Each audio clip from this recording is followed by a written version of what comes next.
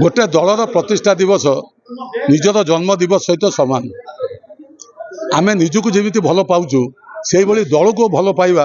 हूँ समस्त दायित्व और कर्तव्य। आज प्रतिष्ठा दिवस 28 वर्ष पदार्पण कला।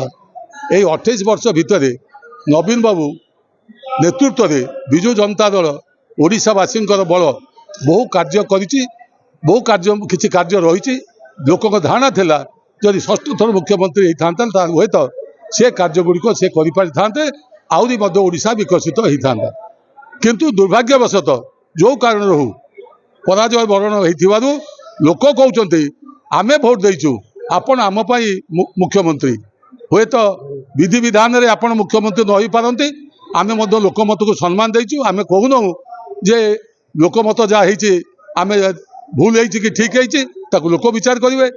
किंतु नवीन बाबू जो परामर्श देते आमे ताको आजिका बैठक रे आजिका प्रतिष्ठा दिवस रे सबु कर्मी संकल्प नहीं जे आमे लोकों सहित रहिबा ता क्षमता थाऊ कि न थाऊ गाँ को जीवा गाँव रो समस्या बुझीबा गाँ लोकों भल मंद रहिबा जो जते बेले लोकों को हंतसंत करिवो सरकार सरकार को नीति जते बेले लोक विरोधी हम ताले सेते बेले मध्य आंदोलन करिया को पछेइबा नहीं। बर्तमान आपण देखुथिबे दरदाम वृद्धि होई को अवस्था रे पहुंची। आज आम भद्रक अदिनिया मेघरे चाषीर धान उजुड़ी जाइए। आज से परिस्थिति रे क्षतिपूर्ण दबा एवं तत्सहित अनेक समय कहुच्छी